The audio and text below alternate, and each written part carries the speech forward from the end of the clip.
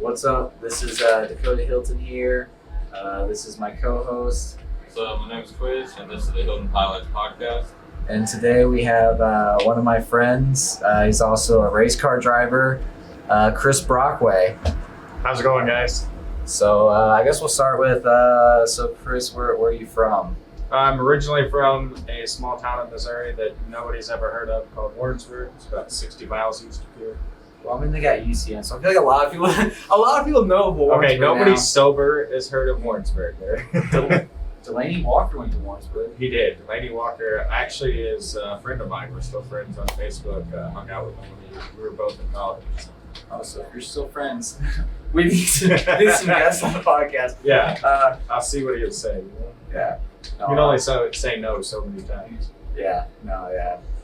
And he was big time before I won that Super Bowl. That was the 49ers. Yep. We were still meeting at that time.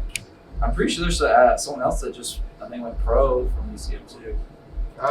So I think the last player that got drafted was our punter / All-American tight end, which that doesn't normally go together. We got drafted by the Vikings. We didn't make the leagues. I bet there's a lot that probably go like minor leagues.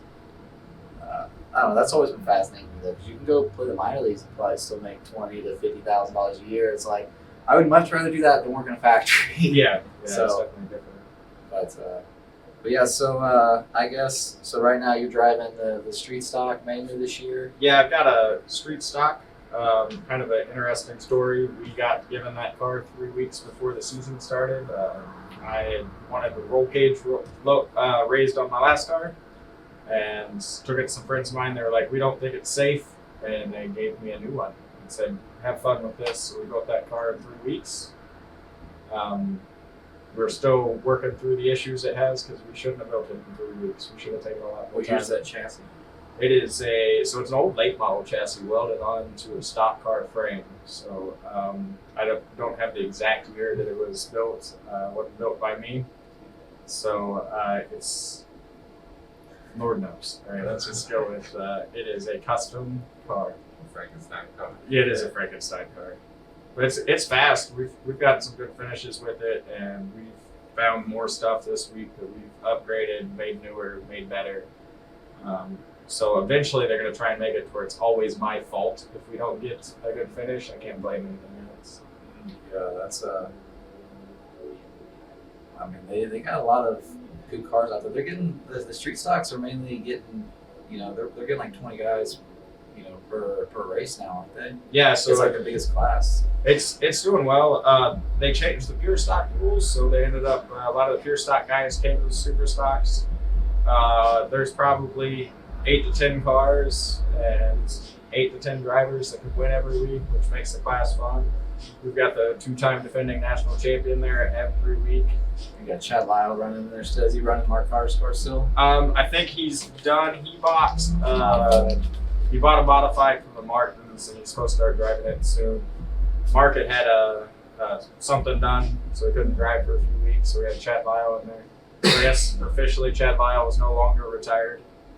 Yeah, that was crazy. He told us that because we ran into him, went to the High Banks Outlaw race with the Kyle Larson thing, and we were walking in, and it's like a weird thing because it's like one of those things we almost didn't even want to go because it's like on Tuesday, but then like we're going to walk in and like you just see this guy and you're like, I know that guy, and then you're like, oh, that's Chad. Yeah, but we've known Chad. That was like.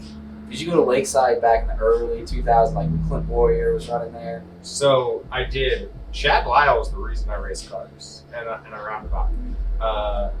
When We love racing. yeah, so when I was 5, 6 years old, what I call my grandpa Bob owned late models and modified. So he was married to my grandmother. He's been married 6 or 7 times. So I've got, he's got a lot of grandkids like me, inherited them, right? And Chad Lyle was his driver, and that was when Warrensburg, that's before the Walls owned it. It was when Warrensburg raced Wednesdays and Saturdays. Grandpa would take me to the races. But I didn't pay any attention. I was too busy playing with Hot Wheels cars. All I knew was that Grandpa's car always won, and Chad was the driver for that. The year Grandpa likes telling me the year that I went with him a lot, they ran 40 features at Warrensburg and they won 38. So take that winning percentage any day. Pays when you know how to cheat, right? I don't know if Grandpa was cheating, No, but I do know like on some of Grandpa's cars, like especially 25 years ago. I don't know if they needed to cheat. They just had better cars, and then they would, more and even then too. Grandpa knew who to hire, right? Grandpa never wanted to drive. So he'd build the best car he could, and then he would find a driver capable of winning a championship. That's what he loved to do. So was he able to actually, like back then, like kind of actually not make a living off of it, but he could actually pay for everything? And So knowing my grandfather the way I do, I'm gonna assume he could have made money off of racing, but he was like, "Nah, let's put more into the race car," oh yeah, I mean, I feel like that's how a lot of everyone gets in this local scene. Yeah, I mean, and so you pretty much drove everything, I guess, haven't you? You got a street stock, you drove a modified, you rode a mini sprint. Yep. So you have been like, what, a sprint car, I guess? So I was supposed to, I kind of had a tentative deal to drive a full-blown sprint car for a guy at Double X. That's a scary track to do that at. No, dude, that track's so much fun. It is. It's fun, great. Just so tight in a sprint car. It's a little quarter mile, for those that don't know. It's a little quarter mile with walls all the way around the inside and outside. So, like the low line, you're putting the left front 6 inches from the wall. If the high line, you're 5 inches, the right rear is 5 inches from the wall. I don't know, you just don't pay attention to the wall. It ain't gonna move, so it doesn't jump out at you. So as long as you don't hit it once, you not hit it twice. Yeah, it's more some of the other guys that got sprint cars banging your wheels. I'm afraid of. There's a lot of guys that are actually the guys that go to Double X are actually good. I say, Yeah. like Jack Wagner. Actually, I wanted to get him on here too. Who else goes? Brock Elliott goes down there. You know Brock? I don't know Brock. I know Wagner. Ace Bodenhammer crewed for him last year. Okay, so see that's the thing. Both the Bodenhammer, Jason Bodenhammer's his dad. Yeah. Yeah. See, Jason drove for my grandpa right at the end. Right at the end of grandpa's. So what year? Probably how long did that been? 4 or 5 years ago. It was about the last year Jason drove. So. Well, he's driving again now. Yeah, he's got the late model. I guess it'd be about the last year he's running modifieds around here. So then did Ace just not want to race? Ace drove a mini sprint. I know that.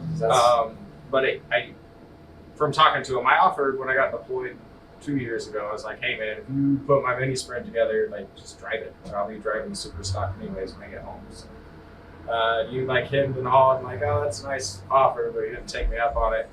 And then he was crewing for somebody else. So I have a feeling, I don't want to speak for Ace, but it kind of seems like he enjoys working on them more than he does driving.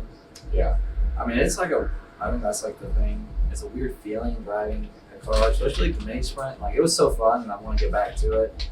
But it takes a lot of money, and if you don't know what you're doing, I think that was our problem. If we would have had someone actually just working on the car, I think I could have actually did good. I think at one point, when you guys were having car problems, but I'm pretty sure I passed you at one. You beat me. So I was like, if Dakota's beat me, God, we gotta get this damn thing right. I was like, he's a good guy, but he shouldn't be beating me. Come on now. no, that was the thing. But I do think it was that track too that. And plus, when you see you're like, I don't want to drive next to him because he's going up the track. But so I think the next time we went there after that, we were running wingless, and the guy that I got that car from, he had raced open wheel for years with his dad, and I knew I didn't know what I was doing in a mini sprint. I'm like, oh, it's a race car. Turn left at the end of the straightaway, right? But it's just wildly different.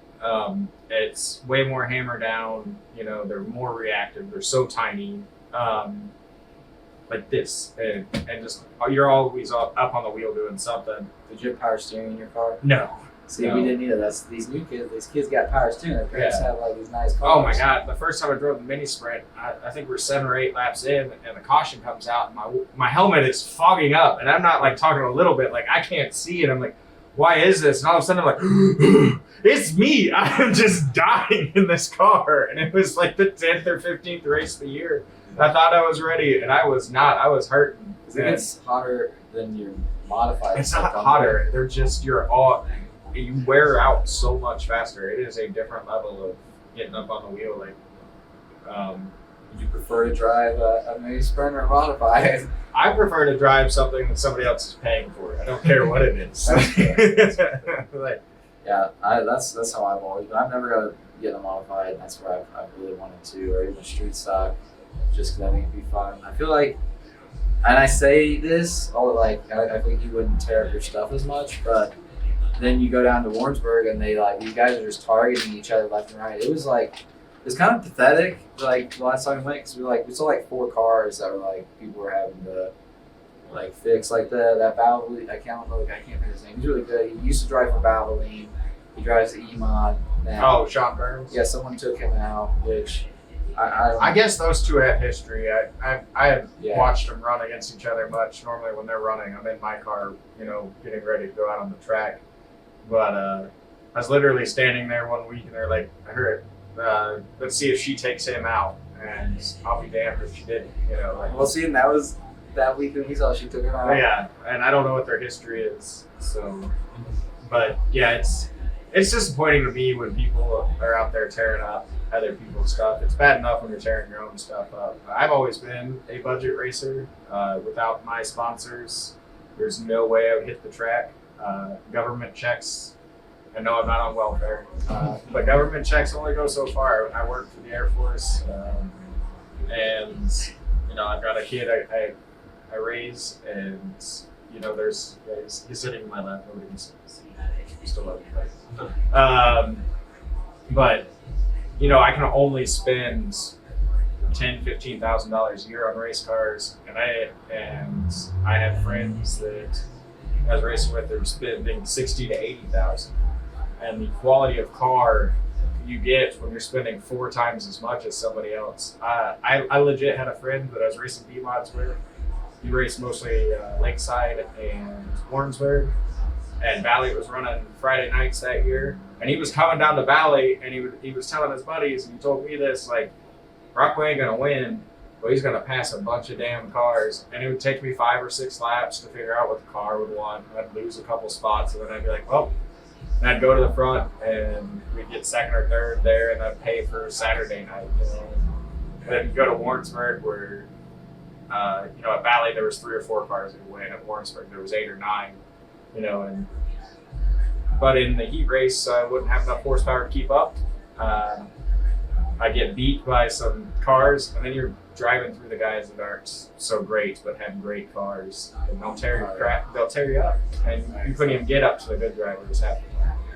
Well, yeah, we have the money to spend on it. That's what's sad about, I guess, racing. Where in the back in the day, you could have a World of Outlaw sprint car for $10,000 at one point, and maybe and now it's you can't even touch a brand new frame for they're $7-8 grand, probably with the panels and stuff. Not roller, the full sprint car is $60,000 to $100,000, closer to the $100,000. Most they're spending $60,000 on the motors now, which is crazy. They're doing that on local scenes too, on some of those the ASCS motors are $30,000 to $50,000. Crazy. And the maintenance on them every week is $1,000. And you're racing for $500. It just doesn't. If you don't have upper level sponsorship, you're losing money.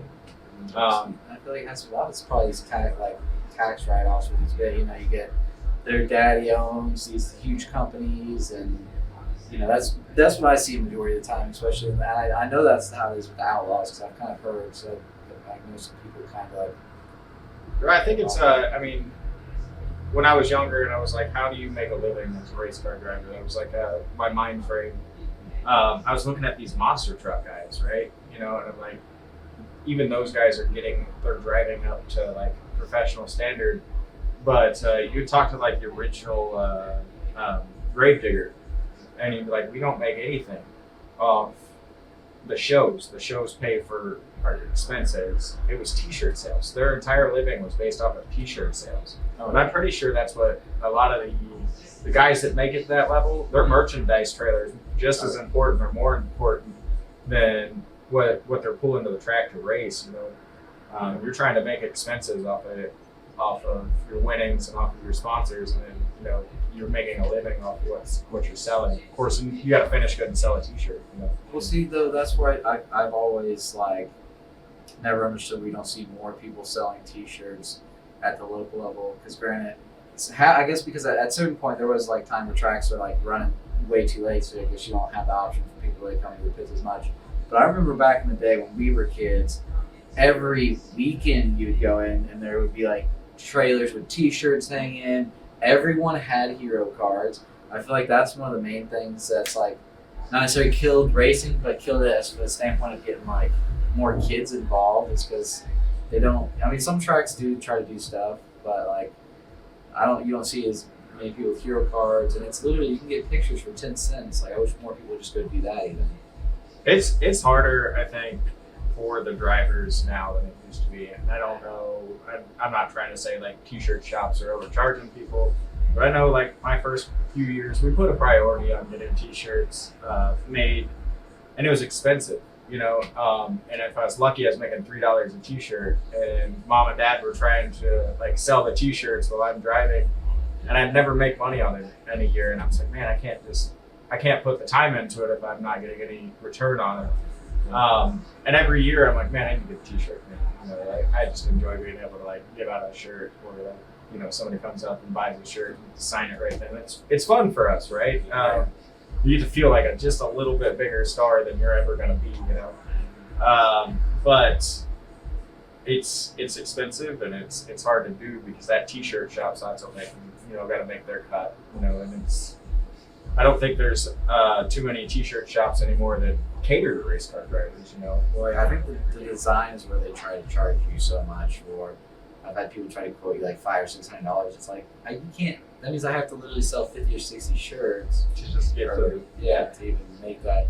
So, but I think I know some people that help these shirts for cheaper. But sometimes you see it like when I went up to what was it, Indiana, the power. Or, I can't think what it's called. We went to Indiana for some big racing thing. You know, there's like several T-shirts there. Yeah, PRI. Yeah. That was fun. But they were like had like T-shirt shops that had good deals on that, and I think there's some you can find some these days that you only have to order like 50. So I was sponsored by my first graphics guy was also a T-shirt shop. So he did it. Huh? Was it Gator? No, that's Dean. Yeah, we know about. Well, Dean's. So man, this is going on the way back machine.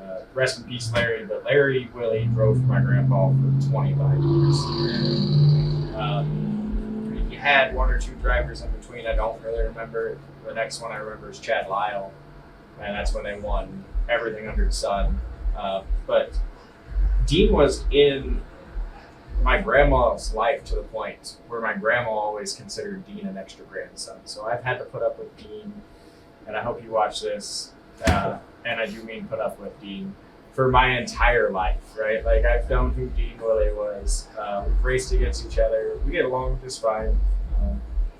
I think both of us would help each other out if given the opportunity, but we're just different people with a different, he's quite a bit older than me too, you know? Yes.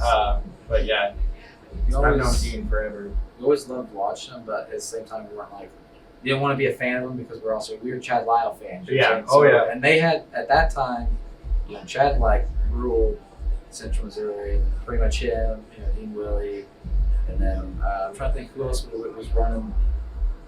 So about the time when I was 16, when I got back into dirt racing, I told my mom when I was 6 years old I wanted to be a race car driver, and she was like, Bob's not taking me to the track anymore.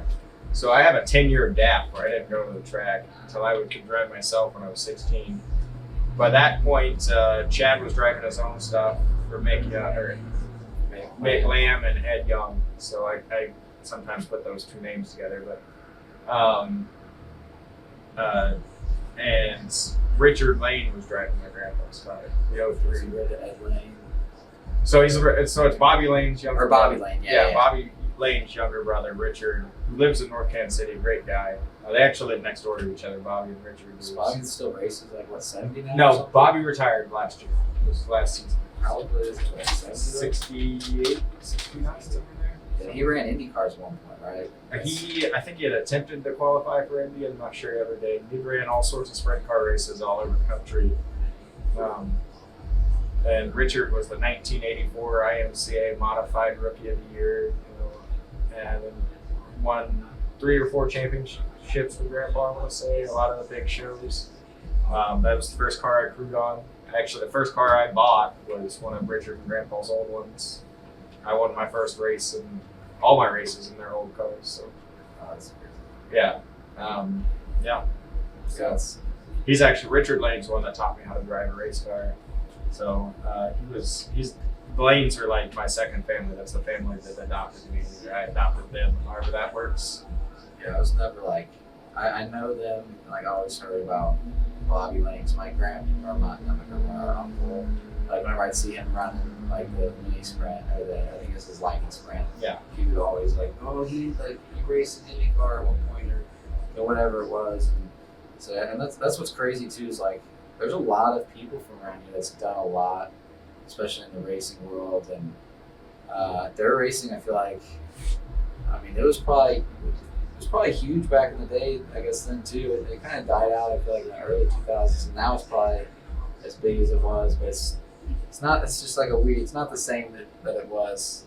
So I think it used to go back in the early 2000s. It's a different feel. Money making wise, like the golden era of racing was probably the 50s, 60s, and 70s, where you could show up to a track with a car, and if it was a top 3 car, you could make a living. I've heard stories of like Rick Darling, before he was an engine builder, he would race 3 times on the same day. Oh yeah. You know, and he was showing me like a receipt, you know, and he was like, they would take the pit pass out of their winnings, you know, and he was like, yeah, I'd make money, and as long as my bills were paid, you know, I could go to the track. But the sport has an affordability problem. I think a lot of sports do in America, right? Because we have a lot of disposable income, especially if you're wealthy. So we're like, oh, how do you get better at it? You spend money, right? Like and then somebody will sell you something to help you get better. And racing is like this unique sport where if you buy a wheel for $100 more that weighs 2 pounds less, is that going to win the race for you? No. Can it help you win the race? Yes. And if you do that on every little thing on the car, you've taken a car that may have only been 1/100th of a second faster, and you've made it 1/10 of a second faster. Well, you run 15 laps, that's 1.5 seconds. You've got an entire straightaway on somebody, you know? Yeah, and no driver. So 80% of the sport's probably the car. People don't realize that, right? And so that 20%, yeah, you can make up a lot in 20%, but if you're driving 70% of the car and they're driving 80% of the car, they only got to be like 15%, you know, and so you can be 20 and they're going to beat your butt every single time. You're like, how do I overcome that, you know? Well, knowing how to, not even just having the good car, but also knowing how to set it up. Setups are important.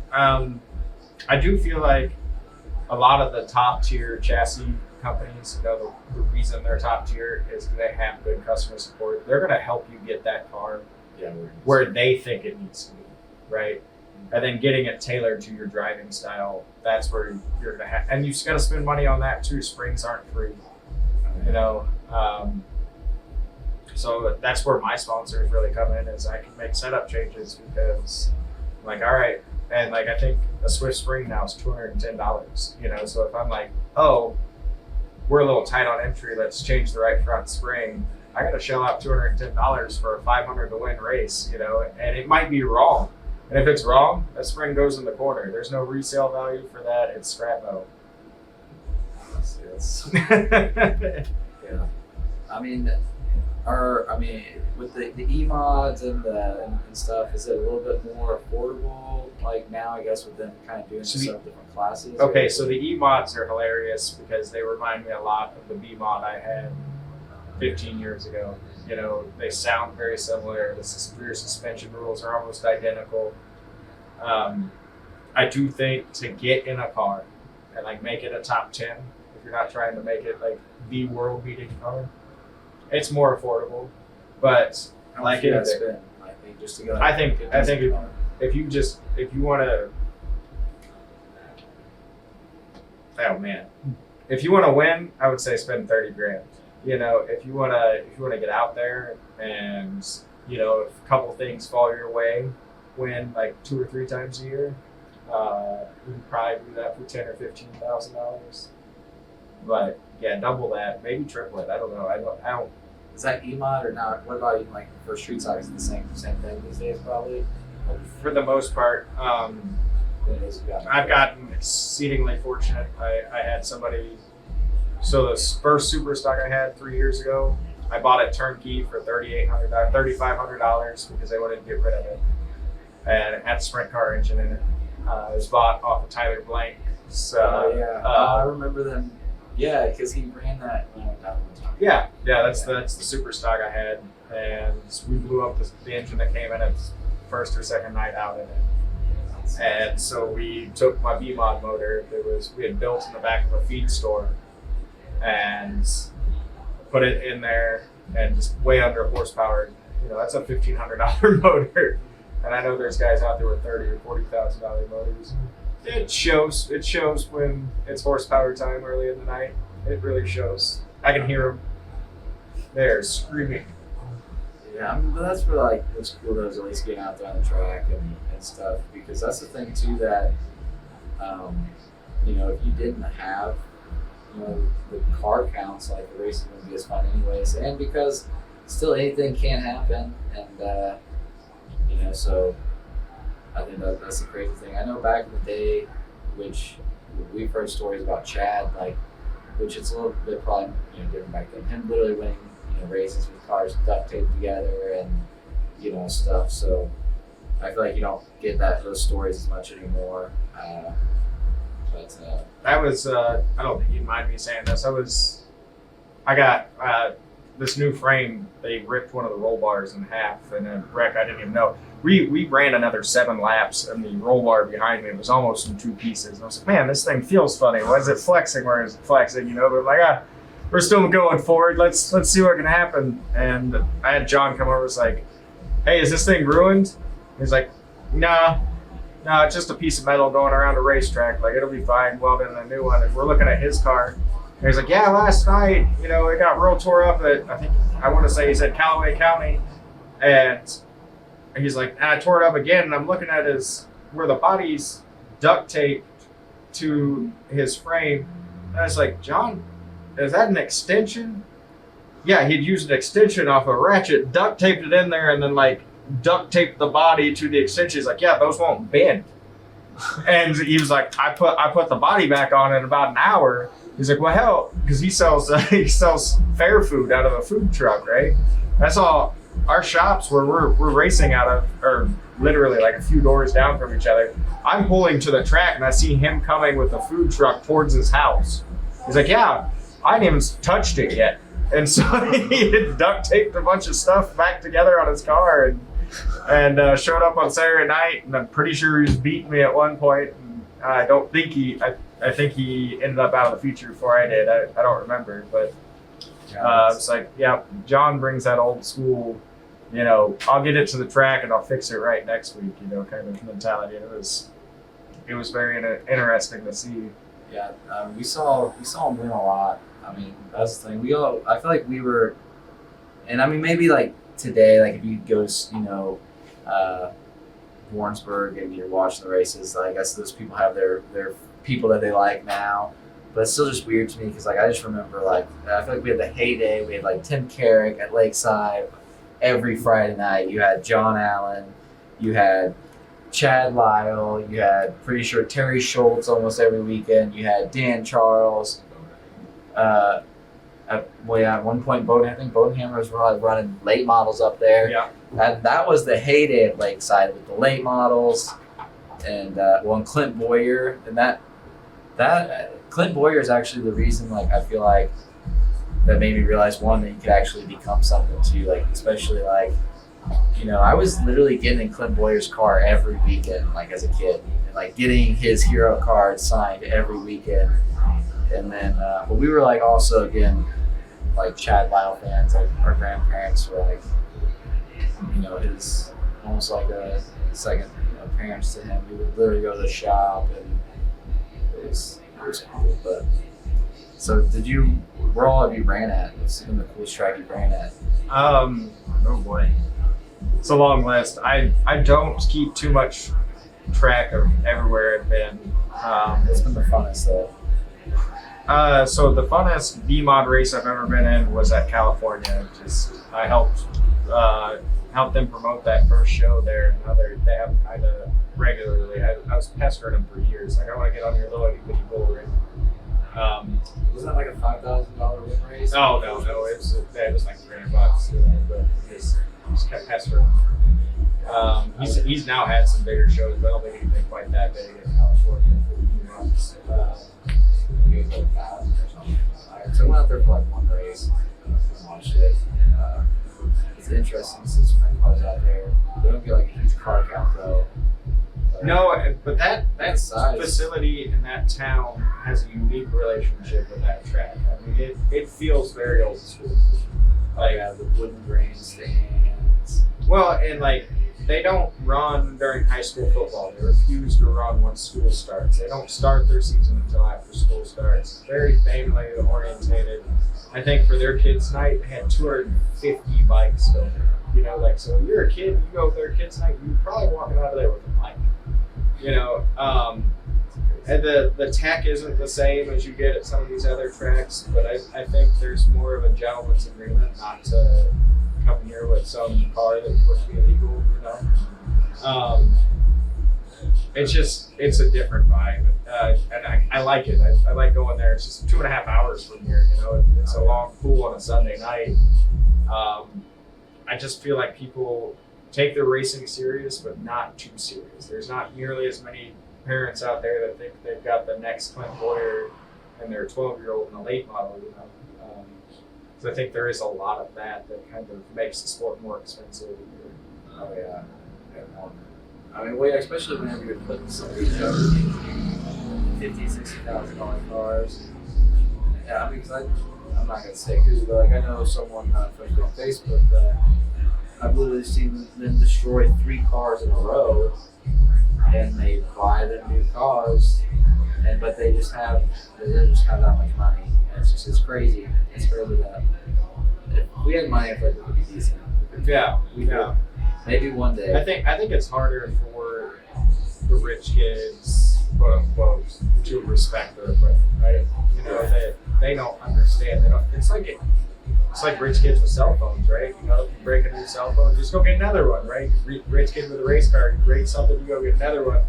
I remember, and I think he's running US MTS now, but there was a young guy, like first or second race in the B-mod or his first year, and he went all the way up the track at Warrensburg, started to spin out. Instead of just letting the car spin and going to the back, he just gassed it up and drove right through my car and twisted off the input shaft of my transmission.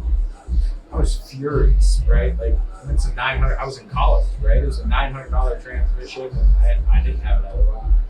And I obviously couldn't like scream at or strangle this kid. I had a budgeting Air Force career and would like to finish college, which I did. So I went to his dad and I was like, Jesus, man, you ruined my $900 transmission. And his dad looks me dead in the eyes like, you don't have another $900 for a transmission. Why are you even out here? And like, it blew me away. And I was like, dude, I can't imagine what it's like to just. I was like, man, I was lucky when I had enough money for another $100 tire, right? Like, this guy's like, you don't have another brand just lying around. Why are you racing? You know, and that mentality kind of hurts the sport, I think. Yeah, definitely does. Like to do it more for the hobby and like having the true love of the sport. I think they wanted this young man to like make a living racing, and they did. So I guess mission accomplished. But like, I don't want to say. Well, he's saying he made a living, so it has to be somebody. I don't keep up with them honestly. Last time he was running some US MTS stuff. Oh, yes. So I mean, I guess that's good. It's big time to modify. It's they run for like 5,000. I think that's normal shows like 3. But if you're there in their, I don't know the exact pay scale, but I know if you are like a US MTS member, it pays more than if you're a local driver that runs with them. Because they try and make sure that their touring guys can make it from show to show, even if they're not didn't have it. Yeah, I know a lot of those places they pay like total fees sometimes. post what they pay. So that if you're a USMGS member, you'll see like somebody like took 15th and they got $480. That makes sense, but it's with the way their tour works. Yeah. That's cool though. That's how they, I talked about that with someone, one of my friends, because it almost makes more sense for you to try to go run full time with some of these tours, just because as long as you can run decent and make the features, a lot of times you can actually. You break even at least. Yeah. You don't break even at local tracks. Yeah. I mean, that's the only thing that you wish could change a little bit, but I know it's not cheap to probably have the tracks run and stuff, but I guess we really don't know unless you know people that run the tracks. I feel like there's a lot more that could be done, for sure, but a lot of it's just on the promoting side. Having big Warrensburg does really good after that. I try not to comment too much on things I don't understand. I don't have a solution, right? Yeah. So I don't know how to fix the sport. I don't ever want to sound like a guy that's like, I've got the answers. I know what I'm doing, because I don't. I'm just trying to keep my team together and enjoy the sport the way that I've enjoyed it for the last 15, 16 years. I do wish we could find a way to go back to the old school modifieds where it was a $500 to win and your $700 cars. My favorite race probably in the last 5 years was in that $3,500 street stock we'd already blown up the good motor, and we took it to California for their Dylan Bias Memorial, which this year's version was last weekend, which is why we win. And we show up, and it's a leaf spring car, so some 80s technology, and I look under the car, and the right rear tire, we'd raced the night before, has it's ribboned out. There's a ribbon around it was hitting the leaf spring. And I looked at my crew chief, dude, we can't race that. I was like, we got another tire cut? He's like, well, we got another tire, but I got to mount it and cut it. And so he's trying to groove this asphalt takeoff, which takes like an hour. And I think we missed hot laps altogether, and Clayton Campbell came in just pissed off. I'm like, what happened? He's like, somebody parked it in front of me. Ruined my radiator, I'm done for the night. Oh, that sucks, dude. And Clayton looks over and he's like, what are y'all doing? I'm like, we're cutting a new right rear. And he does the old thumb test to test the softness of our tires. Like, these things are hard as rocks. And like, that's what I got, Clayton. And he's like, come here. And he starts showing me all of his tires, and he's like, do you just want to borrow two? And so Clayton literally pulls two off his, and we throw them on. We're late for the heat race, so I have to start last. I take like 6th. They do a dash for cash with the fast cars and the slow cars, like the top qualifiers and like the not top qualifiers. We start last in the dash, and I make it up to 2nd, and I find the line, right? I'm catching the leader, and it's like 500 to win for the dash. And I'm like, please give me a caution, and I see a car, and it's like limping down the straightaways with 2 to go, and I'm like, oh, come on, don't make it, just die. We don't need you getting into the pits, right? Like, this is big money for me, right? And I'm like, oh, come on, die. And it makes it, so I end up 2nd, right, in the dash. I think they started at 16 cars. They started at 14, and the line is no longer working in the feature, and I'm so mad. I cannot figure it out. Like, driver brain just working overtime, but I'm surviving. I'm not hitting anybody. Every 3rd lap, I'm like, somebody makes a mistake, I'm like, oh, scooch by it, and I just wouldn't let anybody pass me, and I'm just kind of surviving. I get up to like 7. Caution comes out, and they're like, hey, we're gonna let you have a competition caution. Let your crew fill you up with fuel, and then you can make minor changes. And I see my crew chief, my one guy that's helping me. We call him Will Billy. He's hilarious. If you ever met him, you know why he's called Will Billy. It's a great nickname. He comes running out with 5 gallons of fuel and the tire pressure gauge. And he's like, hey, I reset your tire pressures. And he put fuel in it, and we restart. And I was like, oh my God, 5 to go. I'm like, car's alive. I'm like, oh my God, this thing is amazing. And immediately I'm up to 4th, and the top 3 are 3 wide to the lead with 2 to go. And I'm like, all right, which one of you two am I gonna push to the front and pass? Like, that car is that fast out of nowhere. And that car was actually built for Tyler Blank. And Tyler Blank and I are not the same size, and we definitely weren't then. And as I'm picking which one to push with 2 to go, my foot slips off the gas pedal. I lose a spot, and I never catch back up the leaders. I end up back and forth. And I'm talking to Will Billy afterwards, and I was like, man, I did not believe just putting fuel in that car would make that big a difference. He's like, what do you mean? I was like, wait, all you did was reset the tire pressure. He goes, no, Chris, I never had a chance to set the tire pressure. We were supposed to go out there with 8 and 13 pounds in the left rear and right rear respectively. I got out there with 25 and 30. That's why I couldn't hold on to the car, and I couldn't figure out what in the world was wrong with it. And all of a sudden it came alive with 5 to go is we had gotten the tire pressures right. I'm like, you know, that could have been something you mentioned before I went on the track, you know? Yeah, so we nearly like messed around and won that race with somebody else's borrowed tires. They almost blew up. Yeah. Well, no, I mean, like those asphalt takeoffs, they hold a lot more tire pressure. We've had them up to ridiculous pressure just to get them to seat on the beat. They don't seat the same as a dirt tire. Did you get a one that set wheel? I ran the old dirt track before it shut down last time. Yeah, so the crappy one behind. Oh yeah. Turn 4 was sketchy. What I remember about turn 4 is I ran there one time. Did you run Bobby Finney? Shoot, I don't know, man. I know the name. I don't know if he was there or not. I see his cousins. Okay, yeah, I know the name. I don't know. You reran like at 35 a lot more recently, but I continue my bad. Yeah, it was something else. I remember on the initial start, I started 4th, so I was on the outside, but I'm nearly scraping the wall. And I look over, and the inside line is like digging up the berm. And I'm like, oh man, like too wide is literally it off the floor. And that car was terrible, but I started 4th. I didn't get anybody by me, and I finished 4th. And we were just like happy to like take the car home after that. The track shut down the next year. So that's we got together one time and had the dirt on it, and they were running literally the races at the same time. yeah, It should have been a 2-day thing, I feel like, but I don't know. You know, that might have been the show I was at, honestly. I don't remember. It's been too many years ago. Yeah, we literally just went to one, and it was like it closed down shortly after that too.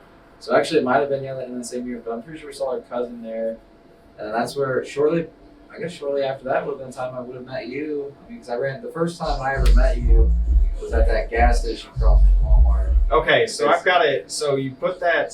So you guys can't tell. I got my Dakota Hylton boxing shirt on. Right? You probably can't see it in the podcast. Let's go. Put it side, and you put that in the letter you said with the shirt, and I 100% was like, I can't go on that podcast and not ask, what did I tell you at that gas station? I can't like fully, I guess, remember every detail, but I do remember like going up and talking to you, and I think it was probably about me wanting to race, and you just probably saying something along the lines like, "You good, you know, like you do whatever you want." I feel like you were there too, because we like the gas station right across the street from Warrensburg. This was like I think right after Grandpa died too, so we weren't going racing. So like that's but yeah, it was along those lines. I can't remember like every detail, but I do remember like that very family, and I always like respected you for that because you know even some guys on the local level are just you know can be dicks. I mean, I've had some dicks, and that was big for me because again we weren't going racing. That was like right after my grandpa died, and then I think I started seeing you more because you were going to LA Raceway.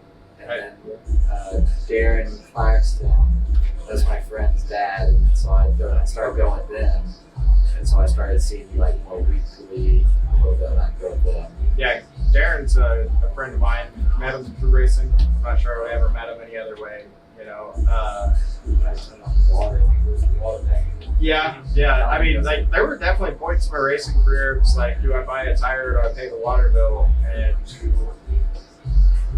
to admit it, you normally buy the tire and hope the race goes well enough that you can pay the water bill on Monday. You know, especially when I was in college, playing that game was probably shouldn't have been as much of a game as it was, but it was. I was doing that. Well, I mean, I like really whenever I was racing, I kind of had money, but I borrowed money. He sometimes do stuff that I was doing. Yeah. But it was My grandpa told me to never race on credit. And that's one of the smartest pieces of advice I've ever gotten when it comes to racing. But it's so hard to do because you don't want to miss a race. I've got some decent local sponsors. I never want to miss a race when they're going to show up. And it's not like they like send me a text like, "Hey, we're going to be at the track tonight." You know, so Willie and I, we take pride and we show up. You know, we may not have the best car. We may not even have the best version of our car. But we're going to get there. We're going to get to Warrensburg when we can.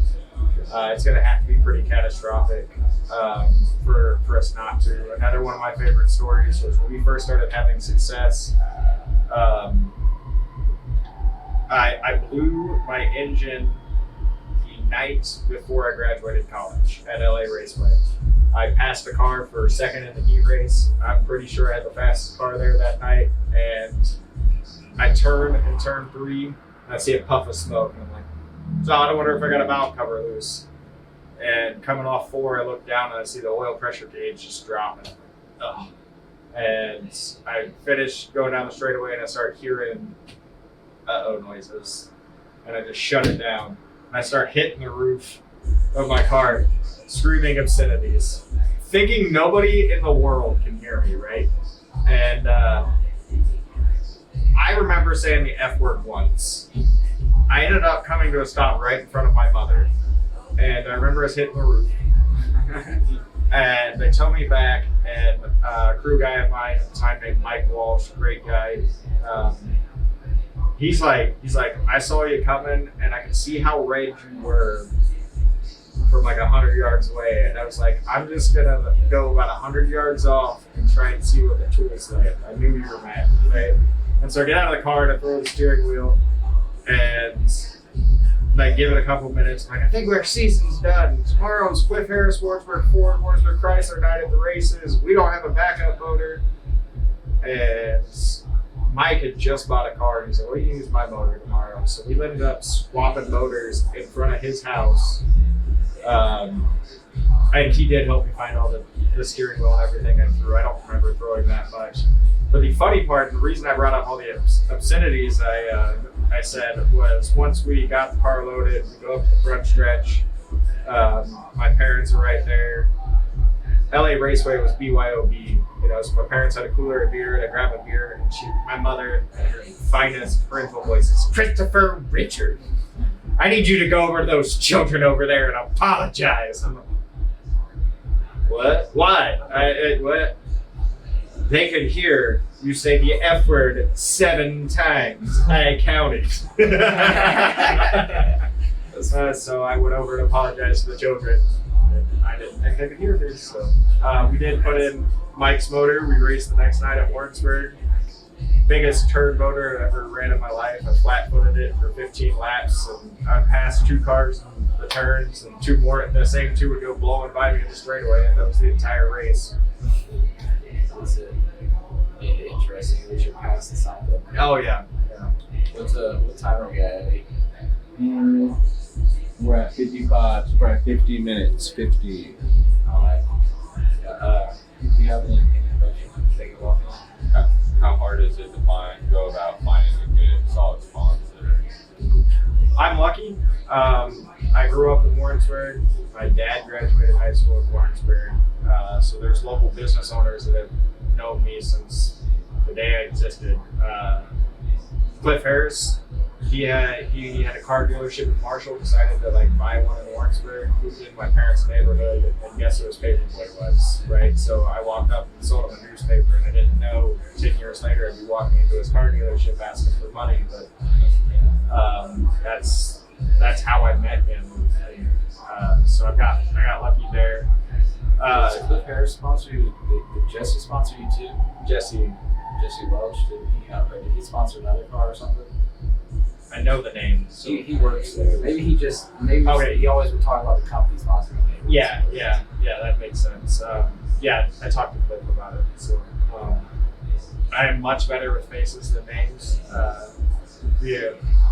Obviously I know your all's names, but like there's a lot of buddies and friends and hey mans that go around and I'm like, oh god, put that up on Facebook. start with a J. What did they say their name was? So, 'cause I don't like being rude. I don't believe in ever being rude, because you don't know. Like you talked about the gas station encounter. You know, when you were a kid, I could have been a dick, right? Like, and I could have been like, whatever, dude, you'll never do this. I've had people do that to me, you know, and I don't understand why. I don't understand what the purpose of that is ever. Because I could just as easily be like, hey man, you work hard, you find the right job, you do this, go talk to sponsors. So to get back more to your question though, the other part is there's a lot of work that goes into finding sponsors. I would always, in the off season, I'd be like, okay, I'm gonna spend 40 hours this month on sponsorship. So I would, you know, make a sponsorship packet and make 50 of them and make sure that I went to 50 different businesses that never sponsored me. I don't quite have as much time for that now. I started my own businesses to try and ramp up my racing. That's so like hopefully can someday sponsor people, because you know I know how important it was to my development and my continuing race. Yeah. The whole thing of sponsors, we were talking about even at the podcast. I think the thing though nowadays it's a lot easier than I feel like it would have been when you first come up. You don't have to. You can add all your portfolios can be online. You don't have to actually like mail in stuff or individually like walk in to every place, which I feel like that's the better way to go if you know like owner or something's gonna be there though. So I think it's easier to create content and get content out there. It's harder to actually get the sponsor because now everybody can make a sponsorship packet or is making a sponsorship packet or they're sending an email. You know, I remember thinking, man, I'm gonna have sponsorship dollars rolling in and I'll make this Facebook post. You know, nobody responds to that Facebook post. You know, they want a lot more engagement than that. So it's easier to get names out there. I think you can give more value to sponsors now than you could when I first started. Literally the only time they were ever going to see your car was Saturday night at the racetrack, you know. Whereas now we've done videos, we've done shop videos, we've done photos, we've given away door panels. I still owe you a door panel. Yeah, I got it. Every time I was able to meet you, I just like you weren't free, and then if you were free, I wasn't free. I think the door panel I'm giving you is on the cars, so you might have to wait until the season. So, because that is last year's body. Okay. Yeah. Well, no, I thought you had a red one from the modified too that I think you had in your storage. Okay. Jesus. But I do want one off the car now because we were talking about that. So the red one. Okay. All right. But I mean that's why we've already given it away. So I'm not sure what happened to it anymore. Last story probably. Willie and I, his first off season with me, decided we were gonna start a chassis company. You know, we're poor. We gotta do more shit on our own, right? So I bought a welder, and his parents cleaned out a room in the back of the feed store, and we took our chassis we'd had the year before, and we started making a template. We bought a roll cage out of South Dakota, and drug it all the way back here. And we really learned how much we didn't know, right? Building this car. And we raced it for a year or two. And the guys up at KRT in Kansas City, Kansas started helping us set up our cars. That's when I realized I was really not spending enough to really be up with front runners all the time. You know, if a few things went my way, I could get a top 3 or top 5, but it just wasn't on their level. Yeah. And we decided halfway through that second or third season with that chassis, the car was just used up. It didn't have anything left, and we still had the one we had used for a template sitting back in a field. And I was like, we need to put that other car together. And it was like, you think we need to do it now? Yeah. So I took 5 days of leave. He took 5 days off from his job. And we were working out of my house in Novonostor at the time. And we put the bare chassis in the driveway, and we had the assembled car in the garage. And he was in daycare, so at the time I had him all summer. other than every other weekend. And so I'd take him to daycare at like 6:30 in the morning, and we'd work on the car until I picked him up from daycare at like 5:30. And then Will Billy was continuing to work until the lights were like flickering out the driveway. And in 5 days, we took this car apart and put together the other car. The last body we had on that was that red body with the skull, right? That's the one you're talking about? Yeah, cool looking car. Like, I loved that car. Well, the body from the old chassis that we took apart didn't fit perfectly on the new one. So we were taking pieces off from that red and putting them back on and then slapping the new vinyl piece on top of it. So there was literally pieces of body riveted to other pieces of old body, so it would kind of go together. So, and you can look at some of the pictures. I can tell when we switch chassis, because I can look at spots on that car, and there's little pieces of that red body poking out behind the orange, and it was a pretty insane deal. That's funny. That's the definition of doing what you have to do, though. And we've this has been a fun conversation, and we've talked for quite a while now, so we're probably gonna go wrap it up. But this has been Hylton Highlights. I don't even know what episode this is because we're not doing it in order at this point. So this was Chris Brockway, and you can find him on probably just search on Facebook. You have a racing page. So I have the Chris Brockway racing page, and then check out Finish Line Contracting. That's their contracting business. And special thanks to my primary sponsor, the Ferris Warrensburg Ford, Warrensburg Chrysler, Players Restaurant, Warrensburg Wholesale Carpet. My little man Atticus is trying to get in, so show your face. Over a little more, there you go. Yeah, he's been hanging out with us. So, yeah. I appreciate you for coming on, and well, I guess it works out because you live somewhat close now. Not in Belleville, Warrensburg, but Yeah, it's about a mile and a half from the house. so if you need to This is our use it, favorite pawn shop over here, so I don't know where. if you ever want to record some music, we got a recording studio. I know I do. So. All right, yeah, that might be him. It's, the only way I'm gonna be ever making it in music is if I'm on the laugh reel for like The Voice or something. I am not a singer. Well, thanks for tuning in, guys. You all have a great day, and you can follow us at the Hylton Highlights podcast on Facebook, or there will be some links for our Facebooks in the description. So, thank you for watching.